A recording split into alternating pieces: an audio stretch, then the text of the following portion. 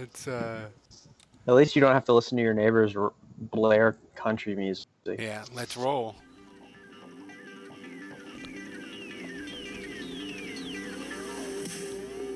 Welcome to the Saints Happy Hour podcast, featuring Dave Cariello, Andrew Juge, Ralph Malbrough, and when he decides to show up, Kevin Held. We are the perfect blend of Saints sincerity and stupidity. How many RPMs would it take for the Julio copter to actually fly away, and how many fumbles would happen as a result? Well, that's a trick question because you can only fumble once. If you're not having fun when your team is 11-2 and win back-to-back division titles for the first time in 50 years, then you need to stop watching. And now, here's your host, Ralph Malbrough. All right, everybody, welcome to another edition of the Saints Happy Hour podcast.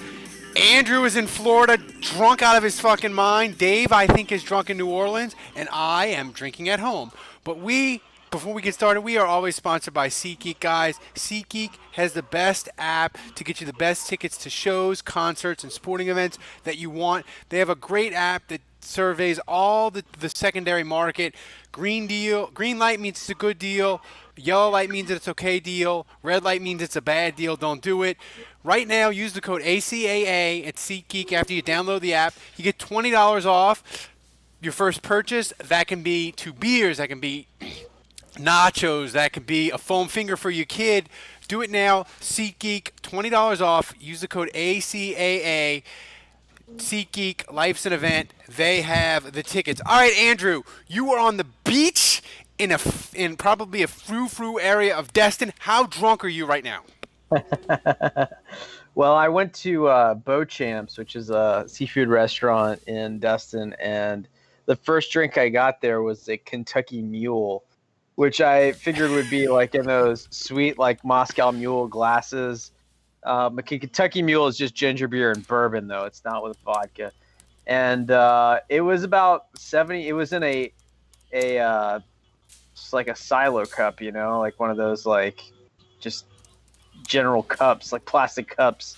And it was 75% bourbon. So there you go. I got off to a good start. But, you know, I got to say, like, listening to the intro, I just want to say this has been bothering me for a while.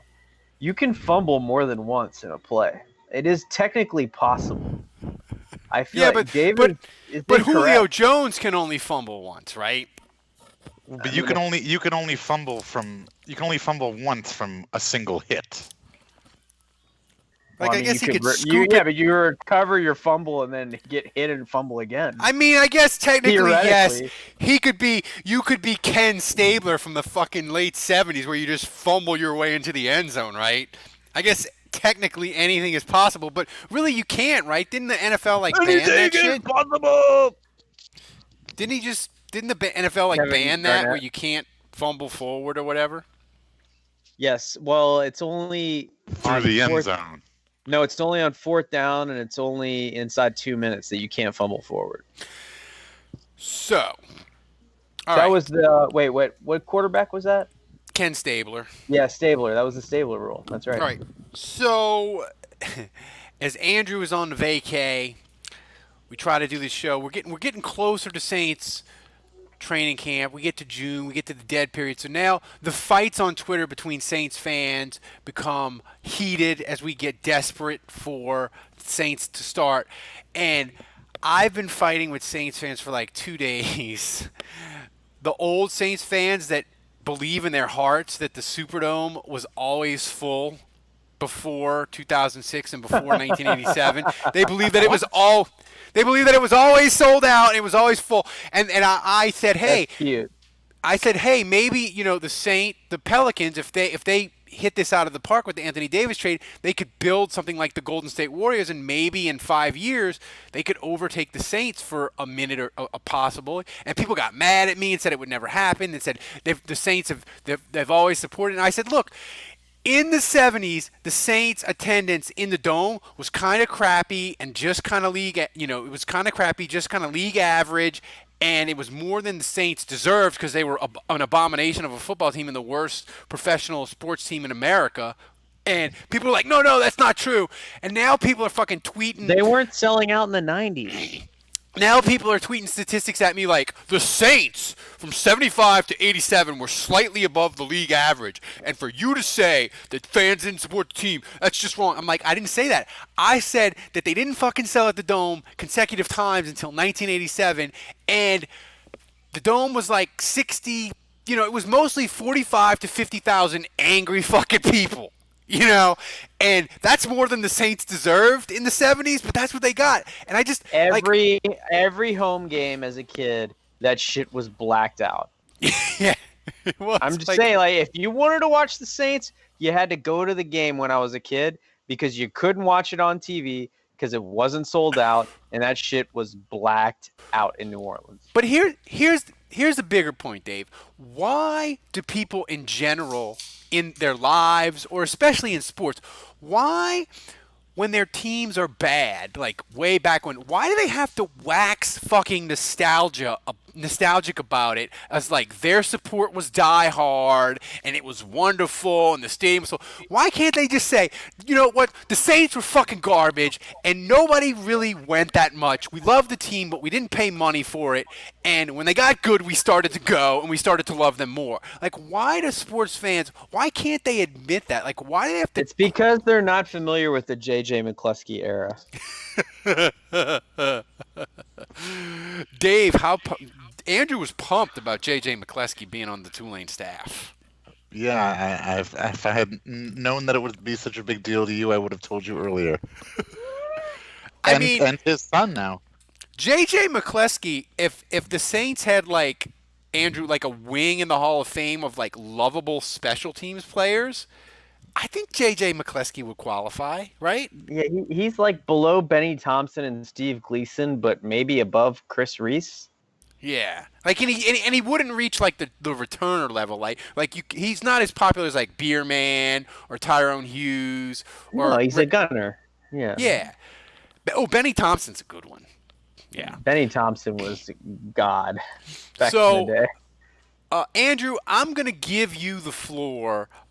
You were going at people because people were losing their fucking minds over the Saints signing Rishard Matthews because he caught 4 passes in shorts last week, and the Saints signed him, and Saints Twitter was losing their fucking minds about how he's going to catch 50 balls. He's David Patton 2.0, and you came into Twitter and just shit all over everybody. So, well, that's great that everyone. That's cute. That he looked good in shorts and that he made the roster over Trayvon Durrell, who, by the way, was on IR the last 2 years and never played a game. So that's great that he made the roster. Was he even active for the Saints? No, absolutely not. But that's great that he made the roster over Durrell, but the reality is was this the video? Was this the video where he meets the one-handed catch along the sideline? Nope, not even that. Oh. Who was that? That was a young guy that the Saints got. That was Emmanuel Butler. Okay. Yeah. Anyway, in my experience, and some guys revive their careers, and everyone loves to point out David Patton, right? They go right into the goodie bag and they go right to the one guy, the one time that it worked out. It's like the Marcus Colston 7th round pick syndrome, right? It's like they don't mention Steve Breaston, right? Every 7th round pick, it's like it could be Marcus Colston, and it forgets every 7th round pick since Colston, which has been awful. Right? Nobody ever says nobody ever says he's the next Nicky Savoy. Yeah, I never hear anything about Steve Breaston, Hakeem Nicks, or Malcolm Floyd or Michael Floyd. Oh, I forgot about last year. You could go up and down. Like, there's so many veteran receivers. Des Bryant, Brandon Marshall. There's all these guys. But no. Rishard Matthews, despite the fact that he had 5 catches last year in 9 games, is the savior of the Saints receiving corps. Clearly, he's going to the Pro Bowl. He's scoring 10 touchdowns this year. Everyone else step aside. In the hall of that dude stole money from the Saints that dude stole money from the Saints Hall of Fame. Albert Connell. Yeah. Albert Connell's on the Mount Rushmore. He might be all four. Because he actually did steal money from actual teammates. Players. So, yeah. But short of Albert Connell, Brandon Marshall, he's pretty high up there. He stole fucking money from the Saints last year. Like, why did they pay him for a month? Any thoughts? Anyone? I think Dave should speak. Dave? Why did they pay Brandon Marshall for a month? I think that he was just a safety insurance policy, just in case anything went wrong. Yeah, well, if he played safety, that probably would have been better. So, now that we're through minicamp, we need Dave. We've done a lot of things on this podcast that I'm not proud of. Horrible audio, bad interviews. Drew McGarry. The time you killed a hobo. The time I killed a hobo. The time Kevin literally buried a hobo while we were doing the show. There's too much to name. But last week, I gotta say, it might be one of our most embarrassing moments.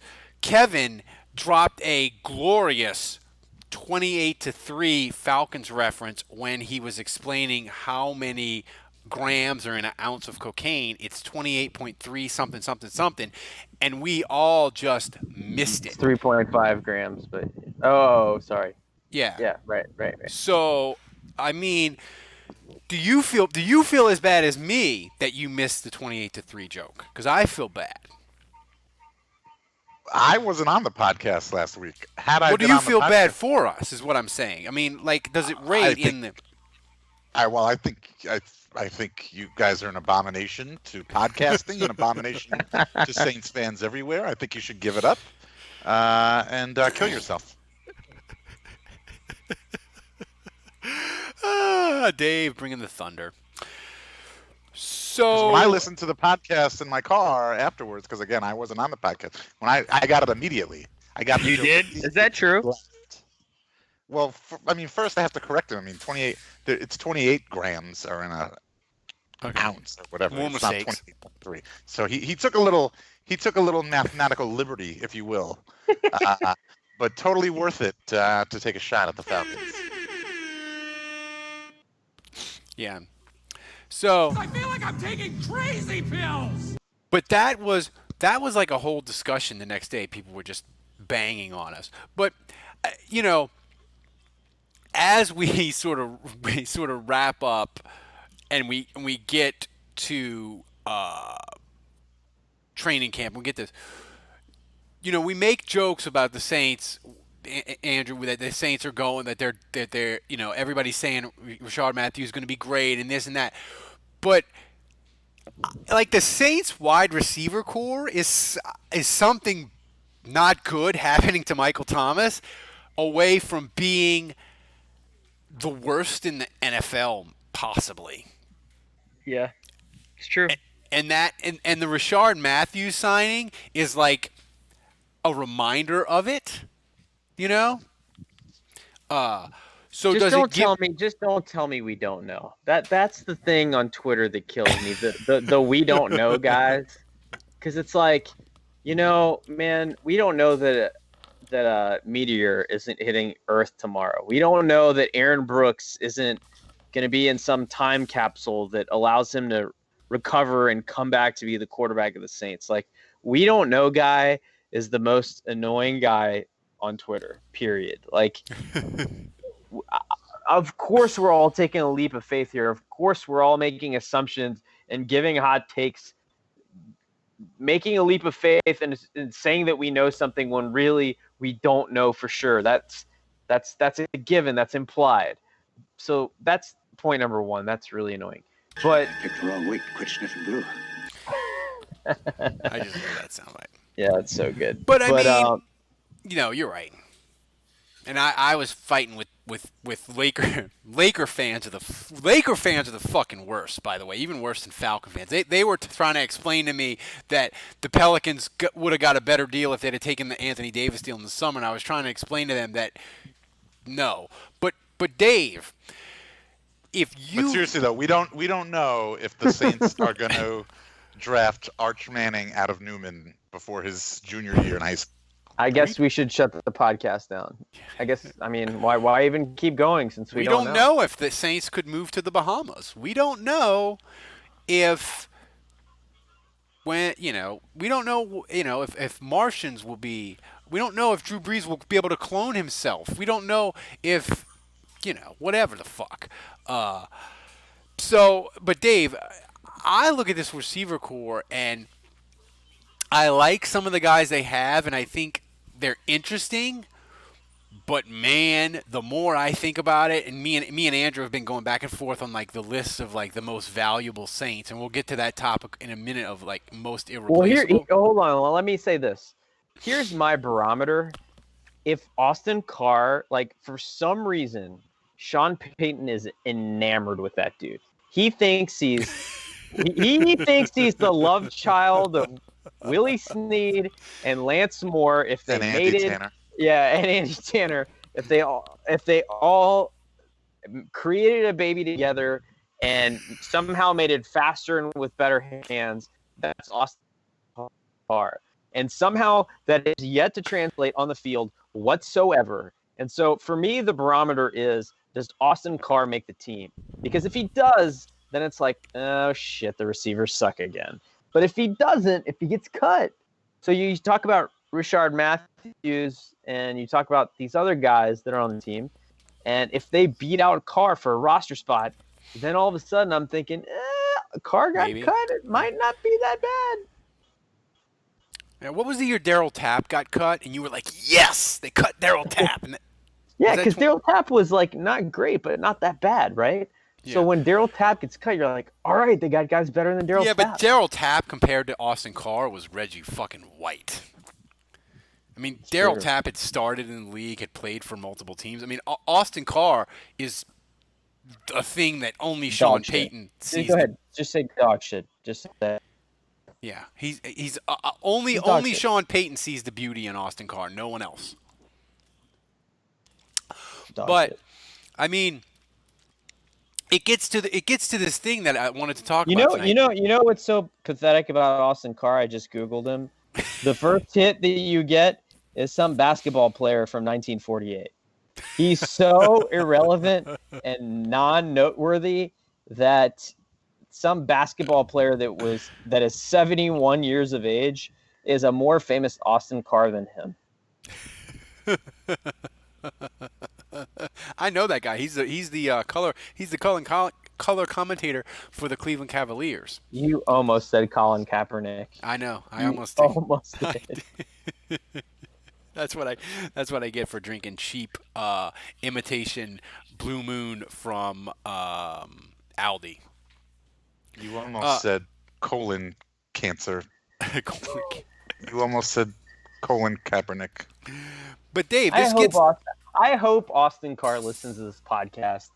I hope he is so pissed right now, and I hope he catches 100 balls to show us this. He'll just rage tweet Saints Happy Hour podcast on the Twitters. Which find us, go to YouTube, search Saints Happy Hour, go to Facebook, go to Twitter, find us.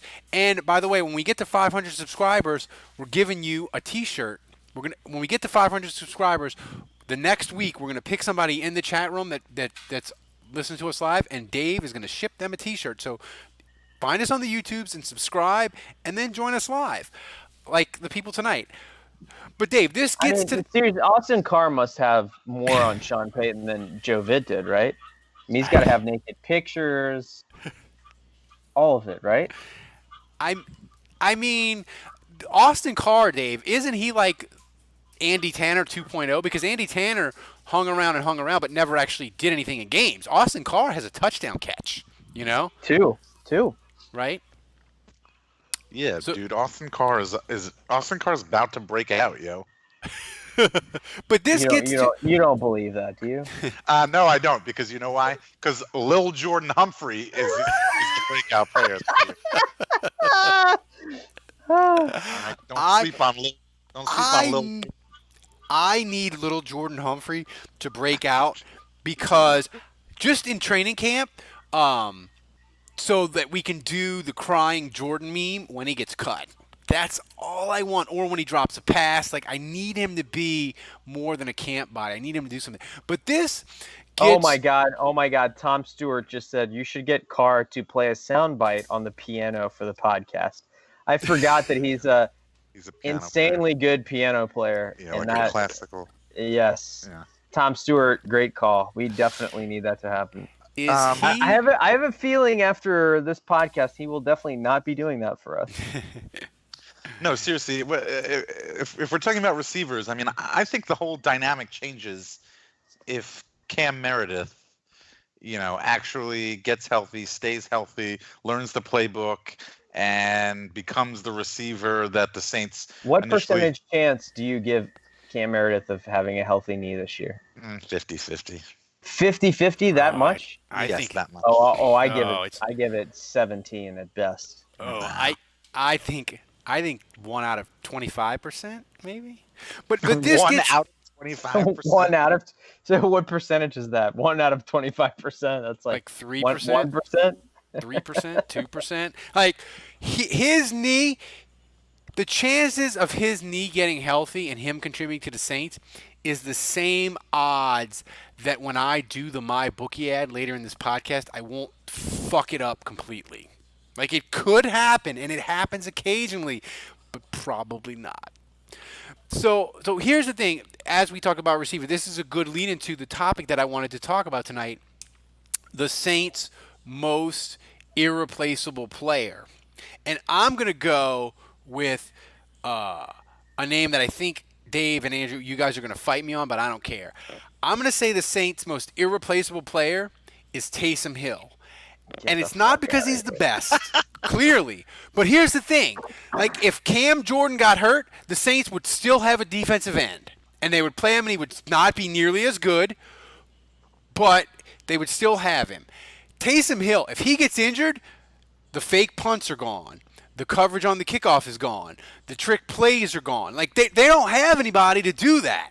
Like, that's why he's the most... worse on 3rd and 1, that's for sure.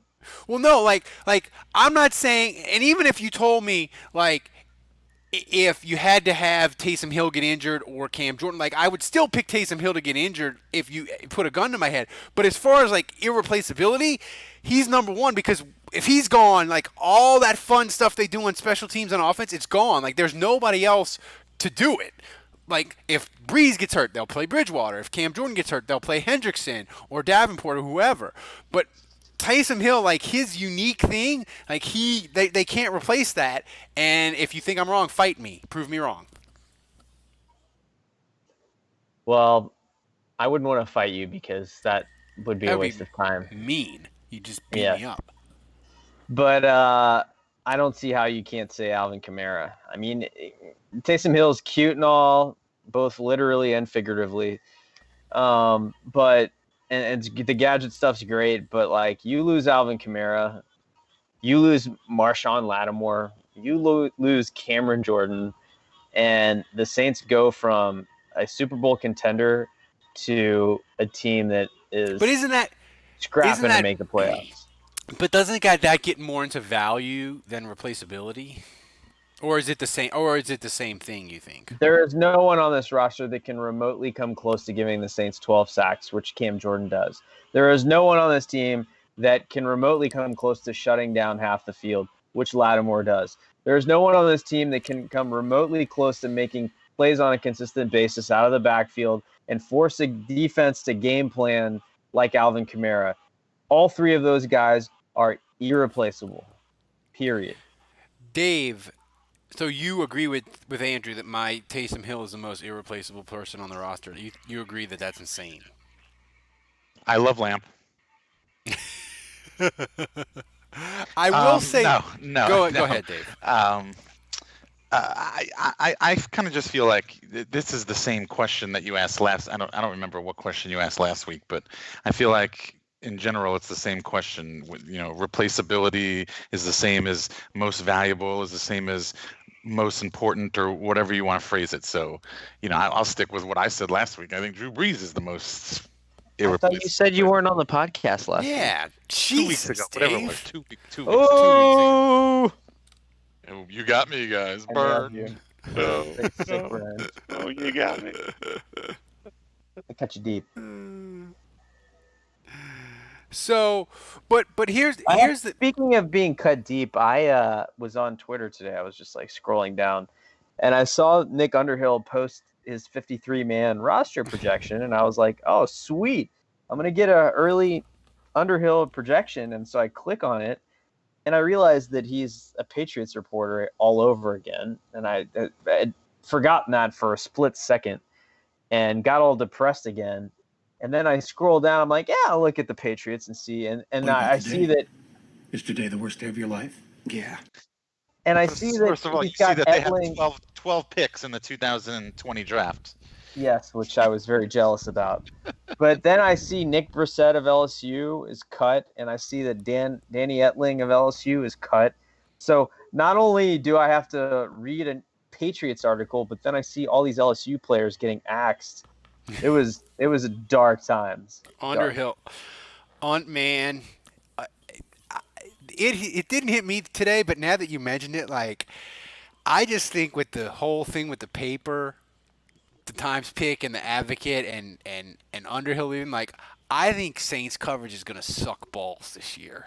Like, well, clearly, like the 53-man roster thing was like a thing today for the Athletic because I saw Larry Holder then posted it for the Saints later in the day. So clearly that was like the Athletics football reporters like, hey, this is your assignment for the day. Post your 53-man roster predictions. And it was just, I read Larry Holder's thing and I like Larry, but like, it was just the most safe, like no undrafted rookies were picked. I mean, it was all just the veterans, and it was very much just like what you would expect to see from a 53-man roster. And it was just like, man, like I know Underhill, like he may not have been right, but he would have charted some absurd, ridiculous thing where he'd been like, this receiver caught 87% of his passes when he was running out of the slant route. You know, when he ran a slant route and Teddy Bridgewater was passing, but when Breeze was passing, it was only 47%. You know, I mean, he would have come up with some absurd stat that no one else was tracking, and at least it would have been more fun to read. I miss Nick Underhill. Somebody said, why are Matt you still Browns. following him? You got to unfollow him now. I miss Nick, man. It's like following an old flame on Facebook or something, you know. It's like You the gotta same check reason in. why. It's why I haven't unfollowed Ramon Vargas. Like I love the dude, and he was a Dude. great Saints reporter, and like all his tweets are so depressing now. It's like 78 murders in New Orleans. The best part about Ramon is no matter what he fucking does, no matter where he goes, the Saints are like the fucking. They're like Al Pacino and Godfather. Keep pulling me They pulling back him in. back in, baby. He was doing Breeze's diamond trial. He's never getting away from the Saints, no matter how hard he tries. It's just the best. But one thing I wanted to mention, Dave, you were gone last week. Something you can't decide whether you were gone or not, but you were. You didn't get to comment. You didn't get to comment on Cam Jordan's surprise extension with the Saints. Surprise! Yeah. Well, I mean, hey, I'm happy we've got him locked up. Keep him happy. He's not a guy that I think will take a season off or take 2 years off now that he's gotten paid. So good for him. And that still leaves Michael Thomas and Kamara coming up. So Do Andrew. me and Andrew said. I think this deal it's so good for the Saints, but I get it. Like he got 40. Andrew? What did he get? 45 extra million, right? No, it's 50, 52. But I think it's like 40. It's like 40 guaranteed, right? Yeah. So my thing is, Dave, it's such a good deal for the Saints. Like even if he declines, I could see him living out this contract because in 3 years, like. An 8-sack guy might be worth the $15 million that the Saints are paying him, So, like, I was just, along with Andrew, I was slightly surprised that he took such an advantageous deal for the Saints, even though he's 2 years away from free agency. Like, he could have waited and rolled the dice and hit it big, but he just took the money that was there, I guess, that was offered. Yeah, I mean, what? How much was guaranteed? I mean, it's all about the guaranteed money. 41 and a half, I think. I mean, what? Maybe he could have got a bigger contract. Maybe it could have been longer. Maybe it could have been more. But how much of that would have been guaranteed? I mean, a bird in hand is worth two in the bush, as they say. Bush. Looks like I picked the wrong week to quit amphetamines. I have no idea what that has to do with anything. I have no idea why you just made that. That's the best part. That's the best part. It's just for me, Andrew, and the people in the live stream chat room. Are we gonna talk about the AD trade? I mean, well, I want to talk about the AD trade. I want to talk about. I wish Kevin was here because this trade. He knows so much about basketball. No, just because the Pelicans have control of every Lakers first-round pick until 2025, and they basically get to decide which three they want. Which is, I mean, this is like payback for Mike Ditka giving away all the Saints picks. It's come full circle now. I mean, but here's the thing: like the Pelicans. The funny thing is, they could draft LeBron James's kid in 2025 with one of the Lakers picks. Like, that's how fucking far out these picks go. You know? But here's my right? Here's my question for both of you. You know, because the Lakers are like, hey, we're going to win a title. And if I had said to you that the Saints, let's just say Tracy Porter was really, really good, but he wasn't on the Saints roster, and the Saints traded for him in 2009, but they gave up a fucking 2017 or 2016 first-round pick for Tracy Porter. And it got to 2016, and they won the title, but they haven't won another one, and you're giving up the first-round pick, and it's kind of high. Maybe it's in the top 6 or 7. Would you be mad about it, Andrew? I wouldn't be mad about. I don't know. I gotta think about this. Because that's potentially what the Lakers could have. They are the favorite now to win the title because of all the injuries to Golden State, and they may win a title the next 2 years. But that pick in 2025, like, they could suck, and LeBron might be retired, and AD might be all alone or injured or whatever, because that's a long time from now. Like, would it be worth it? Like, if the Pelicans get another top 4 pick because of this trade, is that worth one title? Oh, yeah, I think so. Yeah, because I mean. But you got to understand, like, you're not keeping Anthony Davis. Like, that's not an option. He's leaving. Yeah. So it's all about the return on the player. Like, I mean, even if the Pelicans fail and Zion is injured for 5 years in a row and he doesn't work out and he's a Greg Oden type bust, and the Pelicans never really pan out with Zion. Like, I don't know that I would change anything because it's not like keeping Davis was an option. Yeah. Well, I mean, I know. No, I wasn't talking about that. I was talking more from the Lakers angle. And I guess, Dave, my question is, what in future assets would you be willing to give up for the Saints to win in 2019? Like, how many first-round picks would you give up to win a title now?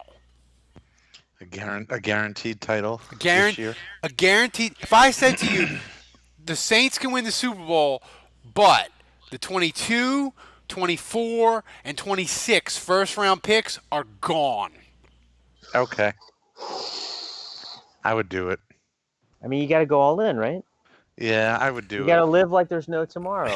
You know, I said a few weeks ago we were talking about something else. Like you're dying. I mean, I really want Breeze, and I really want this group of guys to get a title. I feel like they were screwed last season. Like, it's already fucked up enough that Mark Ingram's not going to get a Super Bowl, right? Yeah, I know. Yeah, But, like Saints I would take Recline that. just said in the chat, it's YOLO, baby. Yeah. YOLO. I What the mean, hell? that's steep though. Like 3 first-round picks, and the further you get out, you may be Whatever. trash, and that may haven't- be a chance to draft a transcendent quarterback. Now, Like, I feel will like say we've this. gone 2 years recently without a first round pick. So Yeah. I feel like Now, I will say this. This is coming from the mouth of people that, of fans of a team that have tasted success, that have won a Super Bowl in 2009, and are in the mix to, were one bad call away from being in the Super Bowl last year. So, like, in the mix to win a title. When you're a Pelicans fan and you have not sniffed that your entire life as a fan, the accumulation of picks, and now I'm like, the shoe's on the other foot. I'm the equivalent of that would be the Browns, right? The Yeah. accumulation of picks, that's all you have to hope for, right? And so, like, that's what gets you excited, is the assets and the youth and the promise and the potential. That's what the Pelicans have right now, and really they're just the Cleveland Browns hoping they land a Baker Mayfield, right? yeah, I mean, here's the thing. Another point about the AD trade that me and Andrew talked about, and I want to get Dave's thought because I think it does tie in well for Dave, because he's a Tulane guy. Dave, I think I can make the argument that this fall is the most anticipated fall for Louisiana sports in my lifetime. You have the Saints coming off getting screwed in the NFC Championship. We think they're still going to be good. You got LSU football. They're going to be top 10. They're going to open with Texas. They finally have a good returning quarterback. So they're going to be really good. The Pelicans have Zion, a boatload of assets. They're probably going to do more stuff for the draft this week in free agency. People are going to be pumped about the Pelicans. Have sold more tickets than they ever have post Anthony, right when they got Anthony Davis. And Tulane is coming off a bowl win. I mean, I can't think of a more exciting fall that I've looked forward to in the last decade. When you combine all the teams. Zion, Jews, they got Zion. They got Zion. Oh, I've never been this happy. Oh, this is great. That's the greatest. That is the greatest sound clip ever. We got Zion. Well, hey, you're forgetting about the New Orleans Jesters season that is also coming. And don't sleep on the NOLA Gold rugby team either, who are supposed to have a championship caliber season coming up. No, but no, I think for all the reasons you mentioned, that's a legit hot, that's a hot take, if you will. And I don't even think it's that hot. I mean, Andrew, can you think of a more anticipated year? Maybe 2011 was really we were really pumped about the Saints because they got Sproles. Pumped about Tulane. And LSU, they were really highly ranked, but Tulane wasn't that good, and the Hornets were not good. Yeah. I mean, I don't know. The Pelicans are going to be fun, but I don't know that it is exciting. But it's going to – I don't know that the Pelicans are expected to make the playoffs. I mean, we'll see what they do with that 4th overall pick if they get a player for it. I mean, there are ways they could go in free agency and with that pick and try to get more competitive with their roster this year. Or they could say, no, we're going to go really young and develop and not really be a threat to make the playoffs. So it's still to be seen how successful in terms of wins the Pelicans will be. But no, I mean, with LSU and the Saints, I mean, I don't think it's out of the question. I mean, I don't think LSU beats Alabama, but I don't think it's out of the question that the Saints are in the Super Bowl and LSU is in the national championship series, like the top 4 teams. Yeah, I mean, look, I'm not saying I know how it's going to go, right? But we don't know. Saying, we don't know. I mean, we don't know.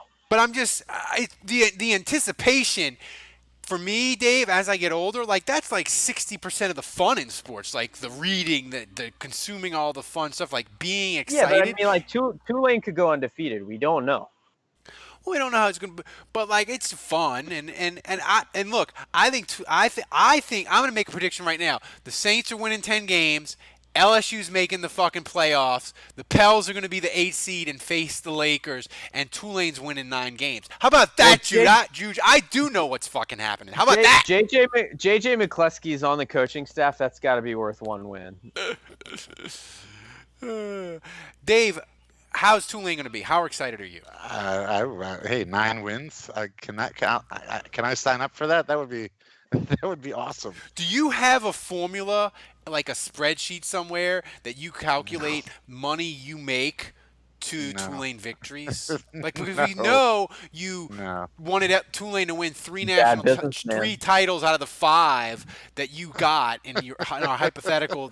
You 5 titles the rest of your life. You did it so you could just take treasure baths. But do you have like a spreadsheet where you're like, if Tulane wins 8 games, I get to buy a Maserati.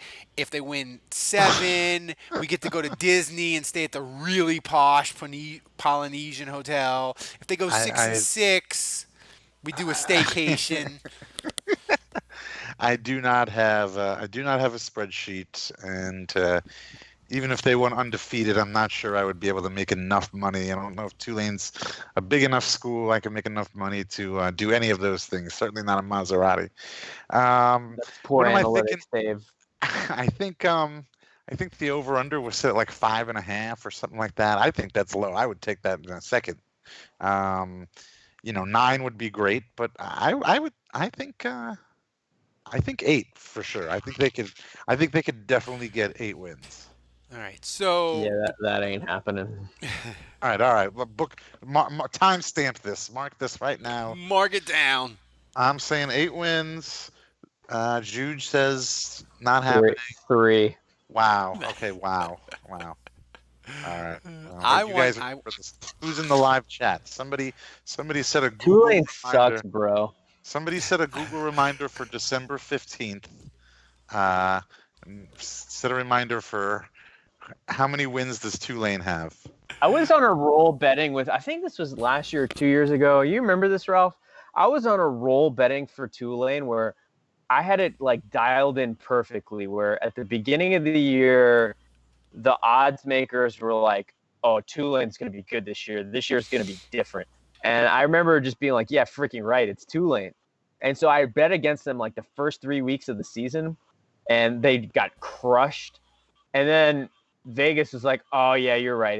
It's Tulane. They're terrible. And so they played some terrible school, and it went way the other way.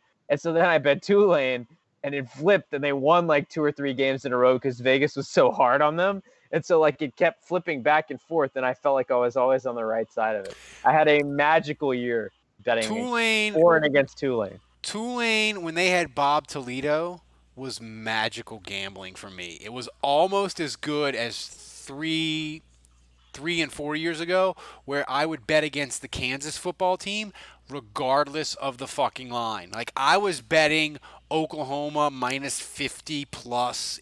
I didn't care, and I was winning money left and right. Like it didn't. Like Kansas was just fucking atrocious. I bet against Kansas big enough. Yeah. When they played North Dakota State, who was like the best Division II team. I bet North Dakota State was like +1. I like took that all day long, but that was when I was a degenerate gambler.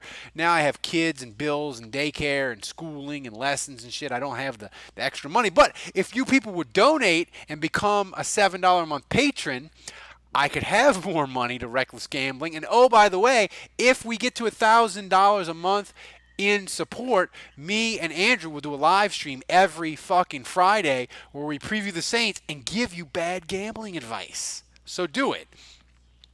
So our final question, because we didn't have any questions for the Twitters and stuff. Saints Recline, by the way, is calling it LSU Bama upset.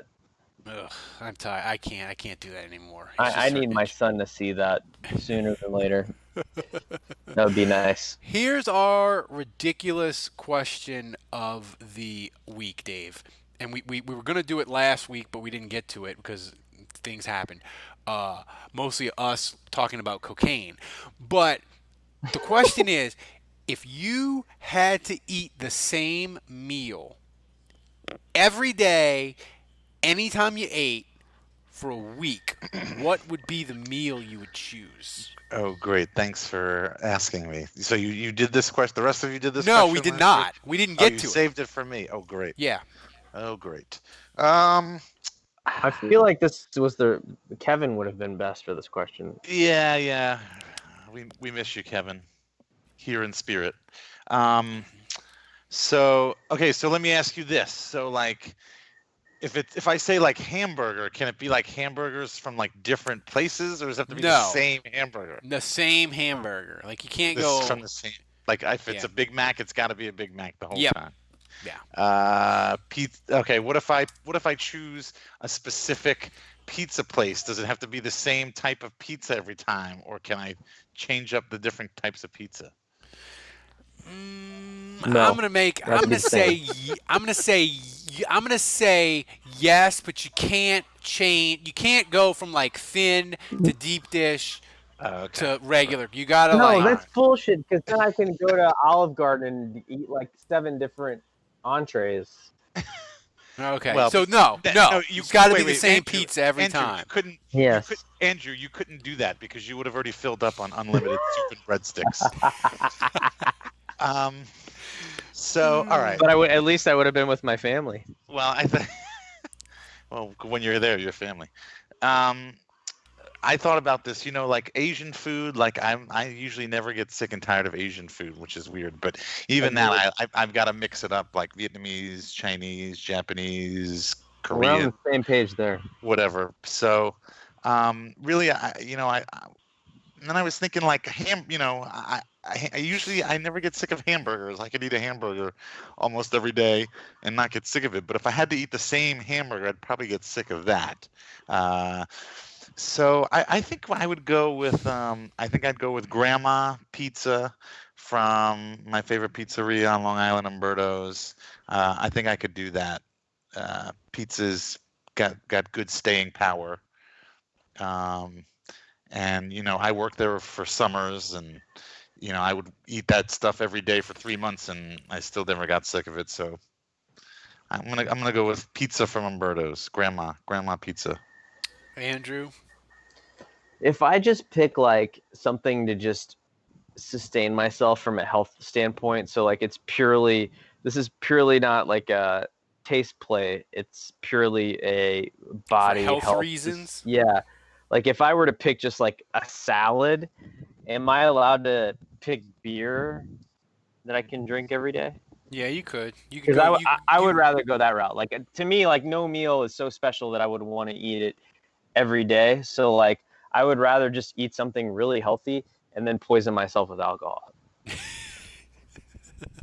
But if you had to do a meal, if you had to do a meal.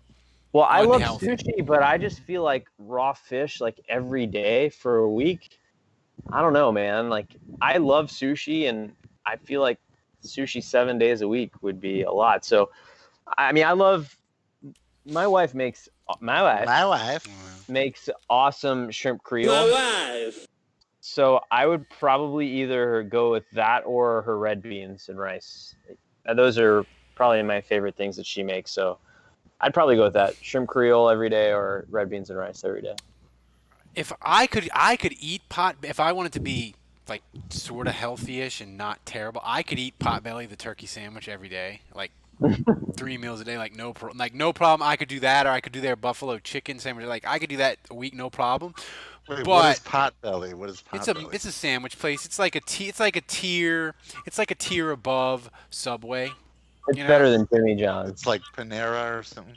Yeah, I would say it's like a tier lower than Panera, but definitely better than Jimmy John's. better than Jimmy John's and better than Mike's.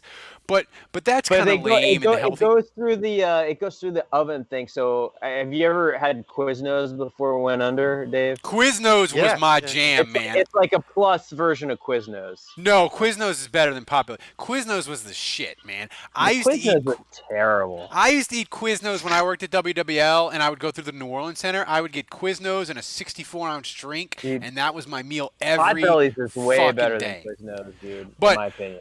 But I can't go Quiznos. I gotta go. I thought about New Orleans. I gotta go.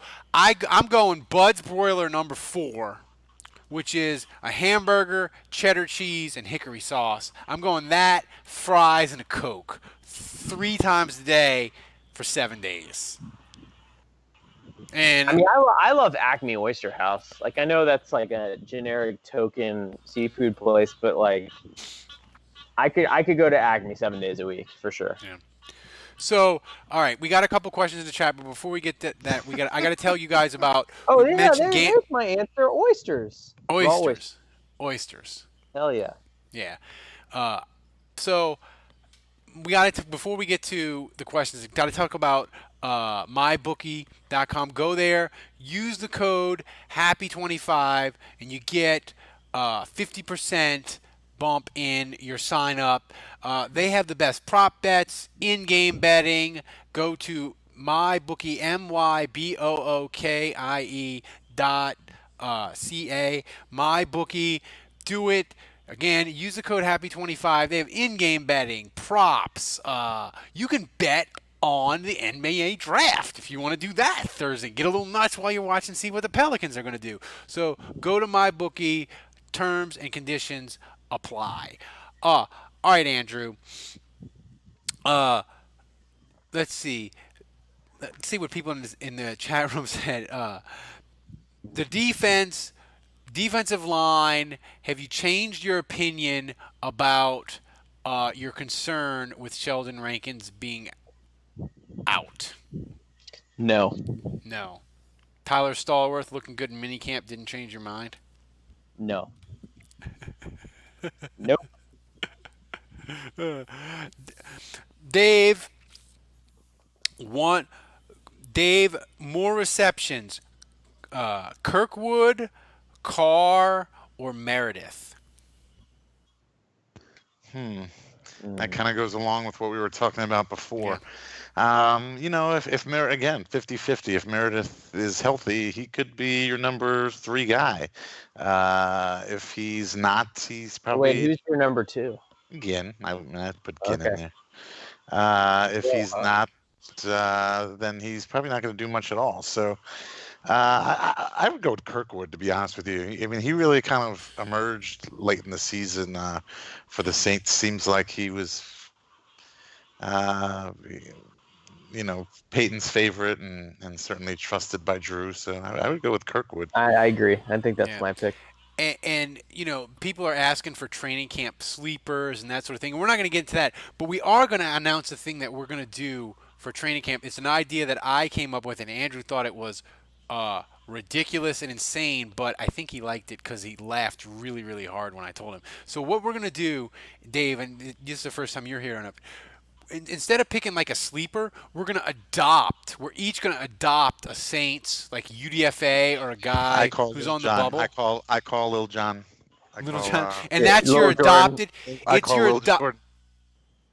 You gotta say his name right if you're gonna pick him. Lil Jordan Humphrey. So that's your. I would never dare take that from you, Dave. He's about to be Lil Dave's Dave got Lil Jordan. I don't know who I'm gonna. I don't know who I'm gonna adopt yet, but it's gonna be. We're gonna call it our training camp children, and we are gonna adopt them, and we are gonna support them, and we'll give them encouragement. We'll make fun of each other. We'll make fun of them. We'll be like parents that are disappointed when Little League, when our kid goes 1 for 4 and strikes out 3 times and wanders in the outfield. So that's going to be our thing. We're going to adopt a Saint for training camp. And Dave has already picked his, apparently. Little Jordan is his guy. I haven't done enough research yet. I got to pick a guy. I don't know. They're still churning the bottom of the roster. For you listeners that don't know, I mean, we assume that all listeners know. There is a UDFA on the Saints, a receiver, and his name is Lil Jordan Humphrey. His first name is Lil apostrophe Jordan. Lil Jordan. Lil Jordan. Ozigbo? That might be mine just because I could butcher his name over and over again. Divine Ozigbo. I think I'll go Carl Granderson then. Oh, dude, you're going to go the criminal? Yeah, I'm going criminal. See, that could totally fall apart for you, Andrew. He could look awesome, and then he could go to trial and get convicted, and you could be SOL. That could be fun. I'm here for that. So you might have to pay his bail. Talk about disappointment. Yeah. You're like, here's your bail, dude. So I think we said we were going to do it for next week, but I think it's official. Dave's got Little Jordan. Andrew's got Lil Humphrey Jordan works too. That works too, Ralph. Little Humphrey Jordan. Andrew's got Granderson, and I've got a Zigbo. I like it.